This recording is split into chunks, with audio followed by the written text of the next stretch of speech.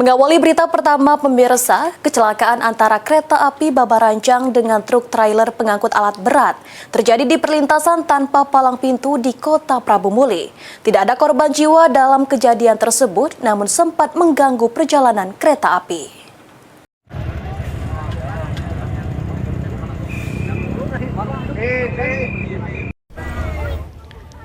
Peristiwa kecelakaan kembali terjadi di perlintasan tanpa palang pintu di Kelurahan Pati Galung, Kecamatan Prabu Muli Barat, Kota Prabu Muli. Kali ini kecelakaan kereta api Babaranjang dengan armada pengangkut alat berat atau truk trailer.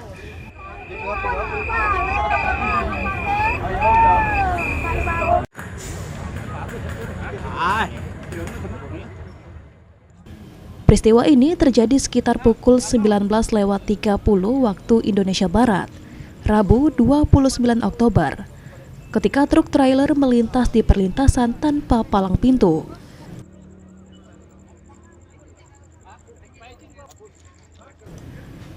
Menurut informasi yang didapat, saat melintas di perlintasan kereta api, truk trailer mendadak mati mesin. Naas, pada saat itu kereta api Babaranjang dari arah stasiun Prabu Muli menuju Muara Enim melaju dengan kencang dan menghantam bagian belakang truk.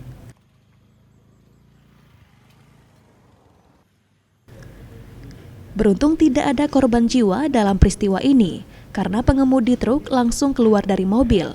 Truk sempat terseret beberapa meter, sementara alat berat yang dibawa truk ikut nyaris terguling.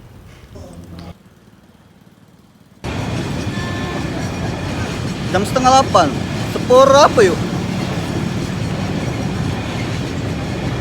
Apa yang ditumburnya tuh? Yang ditumburnya tuh apa? Oh, di bawah itu. Dari mana arah kemana yuk? Sepur itu yuk?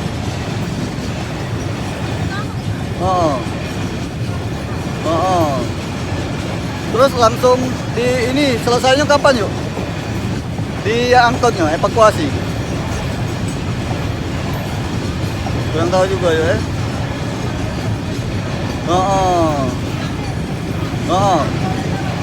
Lah terguling kalau.